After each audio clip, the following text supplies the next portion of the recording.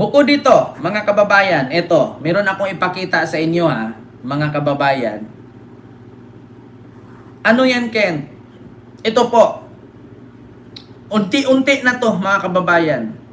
Si Bato de la Rosa po, mga kababayan, namataan po sa karinderya sa Batangas. Si Bato de la Rosa po, namataan sa karinderya sa Batangas. So, ibig sabihin, totoo talaga, mga kababayan, na nasa Pampanga siya. Ito po, ipapanood ko sa inyo. Sen, video po ito Bibidyo ko kayo habang kumakain. Hindi ko po sasabihin kung saan lugar to. Ayan po si Idol Senador Bato de la Rosa. Ayan po, kumakain po sa isang karinderya. Ano po, masarap pa, Sen? Ayan, kumakain po siya ng isda, pinangat. Ayan, dito po sa isang karinderya, hindi ko na po sasabihin at baka matuntun pa po kung nasaan siya ngayon. Basta sa isang karinderya na masarap po ang pagkain at luto, nandito po siya ngayon.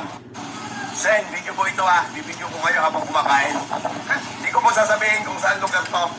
Ayan po si Idol Senador Bato de la Rosa. Ayan po, kumakain po sa isang karinderya. Hindi daw niya sasabihin kung nasaan ito, hindi ko na lang po sabihin, kung nasaan si Senador Bato de la Rosa, Ako pa ba? Ako pa ba? Alam mo yung kalendarya, saan? Sa Batangas po yan. Mga kababayan, sa Batangas po, mga kababayan, si Bato, ayan, sa Batangas po yan, mga kababayan. Actually, medyo pumayat na po talaga siya.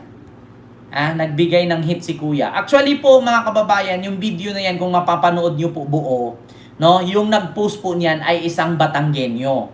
Nasa Lemery, Batangas po ang nag-post niyan. So, ibig sabihin, nasa Lemery, nasa Lemery banda si Bato. Ano po, masarap pa, Sen? Ayan, kumakain po siya ng isda, pinangat. Ayan, dito po sa isang karinderya, hindi ko na po sasabihin at baka matuntun pa po kung nasaan siya ngayon. Basta sa isang karinderya na masarap po ang pagkain. Mga kababayan, yun pong isda na kinain ni Bato, yan po yung isda na parang pinaksiw, binalot sa dahon ng saging. Parang sinaing, no? Sinaing na galunggong. Parang ganon, sinaing na galunggong. Binalot sa dahon ng saging. Actually, part po yan ng Quezon Province at Batangas.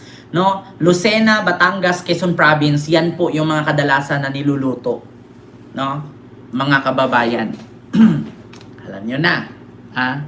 Mga kababayan, tawilis ba yan? Ang pagkakaalam ko, galunggong sinaing na galunggong. Tawilis ba yung tawag yan? Hindi ko alam Hindi ko masyadong alam. Actually, parang tawilis kasi pula-pula yung buntot niya Sinaing na isda. Tulingan ba yan? O galunggong tulingan? Parang ganon. Sinaing na tulingan yan, Kent.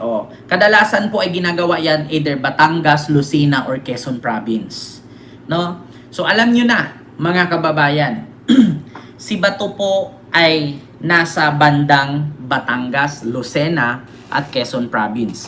Pero ito po ay nasa karinderya po sa Batangas. At yung nag-post po niyan ay taga Lemery, Batangas. No? Sa Facebook na yan. So, alam nyo na.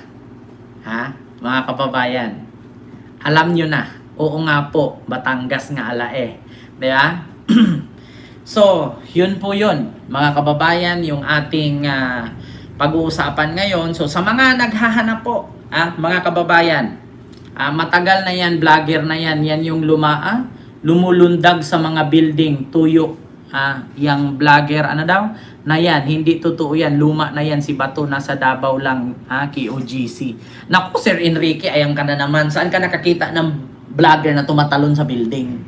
Sa tingin ninyo, kung tumalon sa building yan, buhay pa?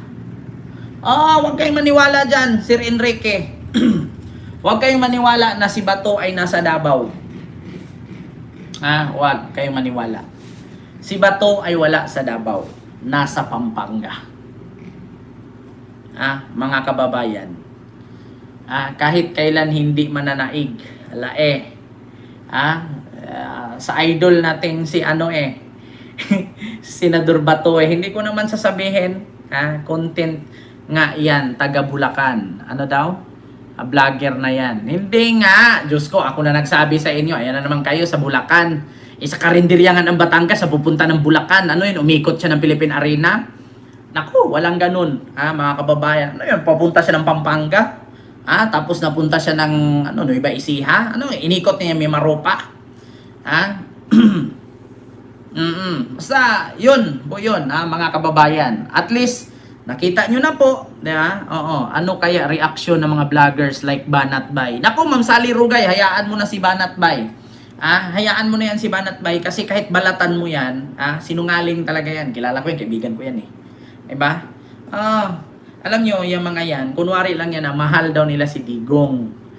Ito tell you frankly, mga kababayan, prangkahan tayo dito, hindi po nila mahal si Digong. Mahal po nila si Digong kasi may tag 70,000 a month sila, may kondo sila, may 30,000 allowance pa. Totoo yan mga kababayan, ito sabi ko sa inyo. Ito yung mga DDS na yan, may kondo yan. Kondo, free kondo, 70,000 sahod, plus 30,000 allowance, 100,000 a month. Mga kababayan, may kondo pa. Kung medyo magaling-galing ka na vlogger at bumabanat, yung katulad sa akin na bumabalakbak talaga, ganyan-ganyan, may kotse ka pa. Nako, mga kababayan, matagal ko nang alam yan, mga kababayan. May mga travel fee pa nga free travel pa nga Yung iba nga nakakasama sa dahig di ba? Yung iba nga nakapunta ng China di ba? Sabi ko sa inyo mga kababayan, tapos kunwari mag-aaway-away yung grupo. Yung grupo ni ganito, yung grupo ni ganon, mag-aaway-away pa yan sila. Tapos ending, sinadya nila para mag-focus sa kanila yung tao. Sabi ko nga sa inyo mga kababayan, lahat ng mga DDS vlogger, kilala ko yan. Naging kaibigan ko yan noon Halos naman kadalasan ng mga DDS vlogger, dating mga Iskonians yan. Halos kadalasan ng mga DDS vlogger ngayon ay mga dating nagbablog kay Isko.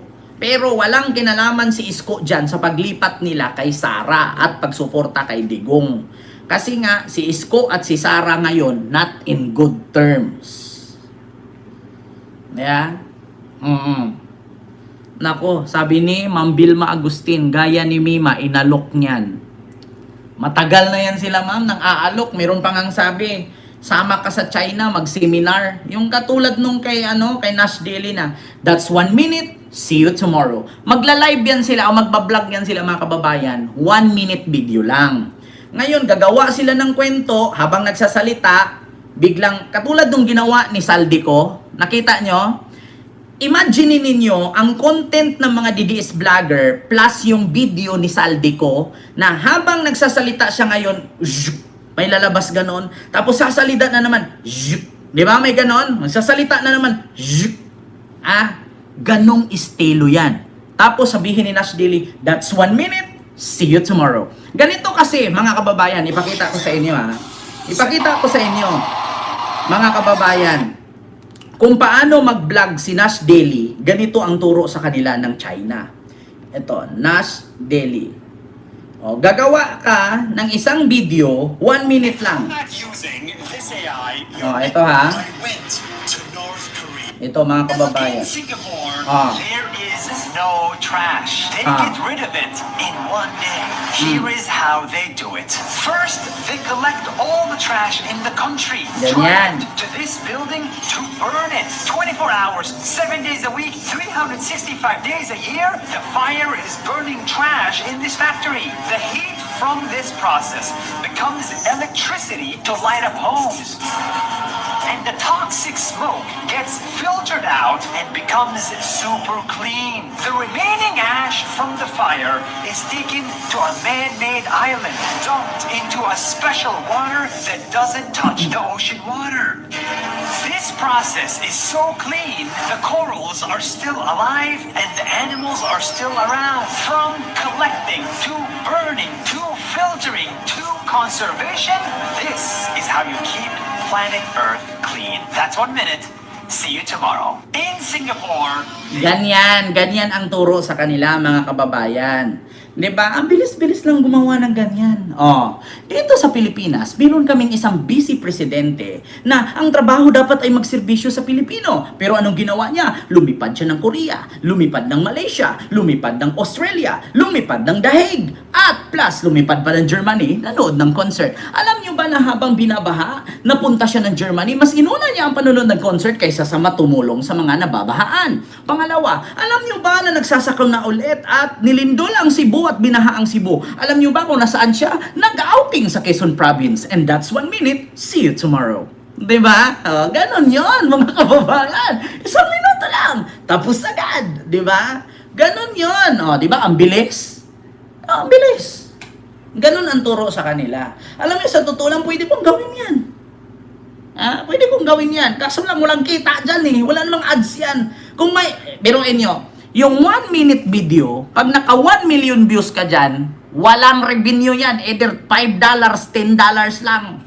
Tanong nyo sa mga Facebooker dyan, yung mga Facebooker na ano. Maliban na lang kung may allowance ka na 30,000, tapos 70,000 sahod, plus kondo, 100,000 a month. Gagawin ka lang, 1 minute lang. 3 beses lang sa isang araw upload mo dyan. Nako, mga kababayan. And that's 1 minute. See you tomorrow. Diba? Alam nyo na, mga kababayan. Diba? Maraming salamat po, mga kababayan. Actually, 10 minutes pa. 8 minutes to 10. May kita. Pero pag 1 minute 30 seconds, walang kita dyan. So yun lang, mga kababayan.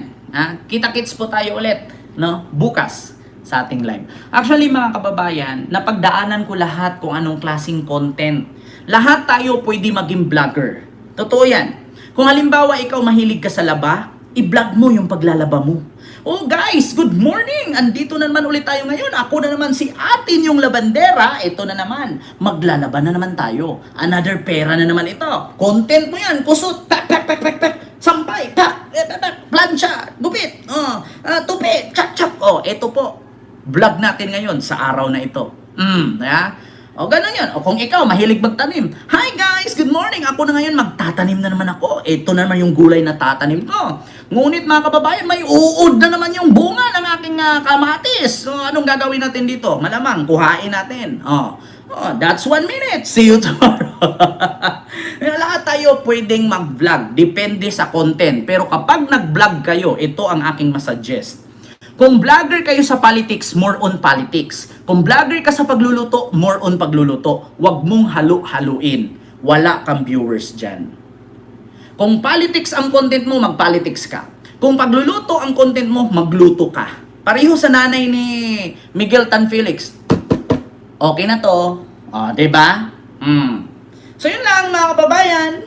Maraming salamat po. And bye-bye. God bless. Good night. Hindi ko po kayo may isa-isa. Maraming salamat.